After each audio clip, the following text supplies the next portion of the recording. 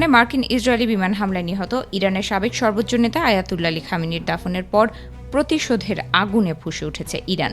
বাবা আয়াতুল্লাহ খামেনির জানাজায় দাঁড়িয়ে এই হত্যার চরম প্রতিশোধ নেওয়ার অঙ্গীকার করেছেন ইরানের বর্তমান সর্বোচ্চ নেতা মোস্তফা খামেনি।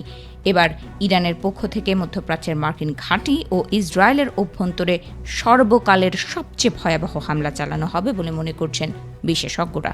গত ২৮ ফেব্রুয়ারি তেহরানের কার্যালয়ে মার্কিন ও ইসরায়েলি যৌথ বিমান হামলায় নিহত হন আয়াতুল্লাহ খামেনি।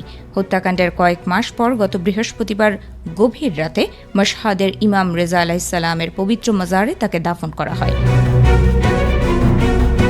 খামেনির দাফন উপলক্ষে সামাজিক যোগাযোগ মাধ্যমে প্রকাশিত এক লিখিত বার্তা দিয়েছেন তার ছেলে ও ইরানের বর্তমান সর্বোচ্চ ধর্মীয় নেতা মুজতবা খামেনি।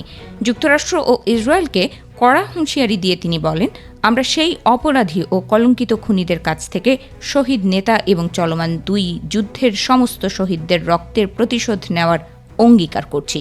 এই প্রতিশোধ অবশ্যই বাস্তবায়ন করা হবে। প্রতিশোধের এই সিদ্ধান্ত ইরানের কোনো নির্দিষ্ট ব্যক্তির ওপর নির্ভর করে না। আমরা থাকি বা না থাকি, এই প্রতিশোধের ঝড় আসবেই।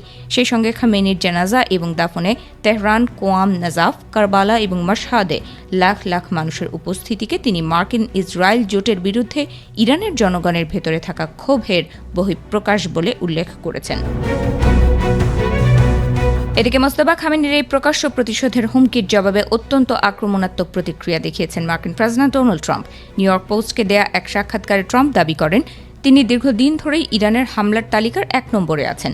ট্রাম্প বলেন, আমার যদি কোনো ক্ষতি হয়, আমি অলরেডি আমার কর্মকর্তাদের নির্দেশ দিয়ে রেখেছি। আমার ওপর হামলা হলে ইরানের ওপর এমন স্তরে শক্তিশালী বোমা হামলা চালানো হবে যা ইতিহাসে এর আগে কেউ কখনো দেখেনি। এদিকে ইরানের পক্ষ থেকে ট্রাম্পকে হত্যার বিষয়ে ইসরায়েলি গোয়েন্দারা নতুন কোনো তথ্য পেয়েছে কিনা ট্রাম্পের কাছে এটি জানতে চাওয়া হয়।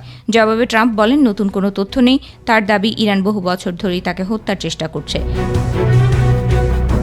মার্কিন সংবাদ মাধ্যমগুলো বলছে, ইরানের দিক থেকে সম্ভাব্য হামলার হুমকি এতটাই তীব্র যে আঙ্কারায় অনুষ্ঠিত ন্যাটো শীর্ষ সম্মেলন শেষে মার্কিন যুক্তরাষ্ট্রে ফেরার পথে ডোনাল্ড ট্রাম্প তার পূর্ব নির্ধারিত ভ্রমণ পরিকল্পনা ও রুট সম্পূর্ণ পরিবর্তন করেন। পরবর্তীতে হোয়াইট হাউস জানায়, প্রেসিডেন্ট ট্রাম্পের নিরাপত্তার স্বার্থে তার ভ্রমণ রুট পরিবর্তন করা হয়। বিশেষজ্ঞরা বলছেন, গত ফেব্রুয়ারিতে আয়াতুল্লাহ খামেনিকে হত্যার পর ইরান ও মার্কিন যুক্তরাষ্ট্রের মধ্যকার সম্পর্ক এখন ইতিহাসের সবচেয়ে ঝুঁকিপূর্ণ অবস্থানে দাঁড়িয়ে আছে।